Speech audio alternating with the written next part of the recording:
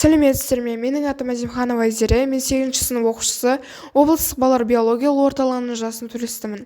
Сіздердің назарларыңызға банан қабығы тыңайтқышы спатифилум гүлдің гүлдендіру лайфхакі. Номинация: қалдық заттарды табысқа айландырайық. Лайфхак. Идея қайдан келді? Күнде үйде банан жейміз, бірақ қабығын лақтырып тастаймыз. Банан қабығы табиғи органикалық тыңайтқыш. Біз осы қалдықты пайдалы нәрсеге айландырып көруді шештік.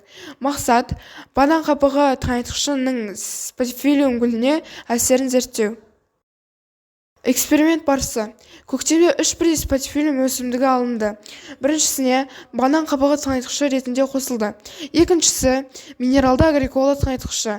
2 аптада 1 рет қосылып отырды. Үшіншісі бақылау тобы тек суарылды. 8 апта бақылауда суару жарық жағдайлары бірдей болды. Тыңайтқышты қалай пайдаландық? 7 грамм балған банан қабығынан ұсақ турап, 2 аптада 1 рет 2 см тереңдікте топыраққа салып отырдық.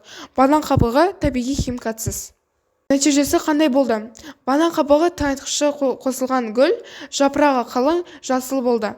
Ерте гүлдеді, ал екінші агриколамен тыңайтылған спатифилумның гүлдеуі 2 аптаға кешеулеп гүлденген жоқ.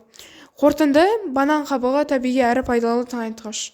Қорытынды: қазір күз мезгілі, біздің гүліміз осындай.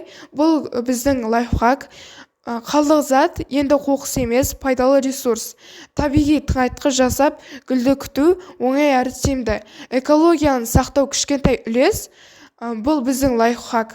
Ал сен қалдық заттан не жасай аласың?